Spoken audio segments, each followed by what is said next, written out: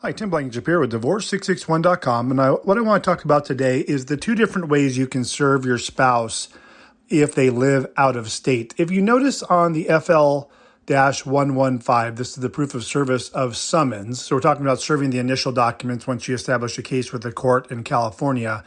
One of the options is what's called a mail and acknowledgement service, and specifically doing a registered or certified mail with return receipt requested. This is on page 2 of the 115.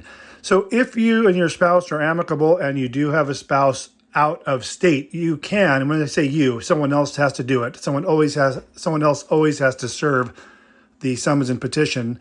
And you can do that by mail. You can do that by mail within California using a notice of acknowledgement form 117. But when you are serving a document out of state, and you'll still use the 117, you need to do it by certified mail.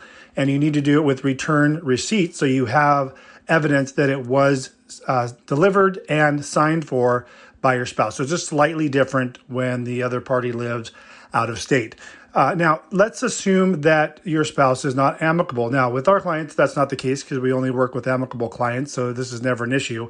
But that said, if they refuse to sign, or maybe they've moved and they no longer are at that address and you don't know where they live, the next option is simply going to be doing it by personal service, which is the standard normally. But if you don't know where they live, my recommendation is you contact a process server company in that state and find one that is also a private detective of sorts that can do some type of background search, and they can do a search and maybe find where they are listing their credit cards, or maybe they did a lease application or something like that, because they do have to be served for the 6 months to start. So if you filed for divorce, 2 months ago, but you still haven't been able to get them served, your 6 months has not started yet, that 6-month cooling off period.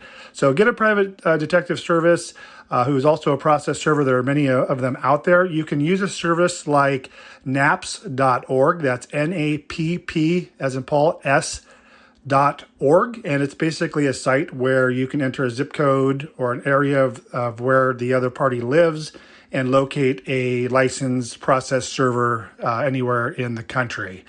Tim Blankenship, Divorce661.com. I hope you're having a great day. We'll talk to you soon.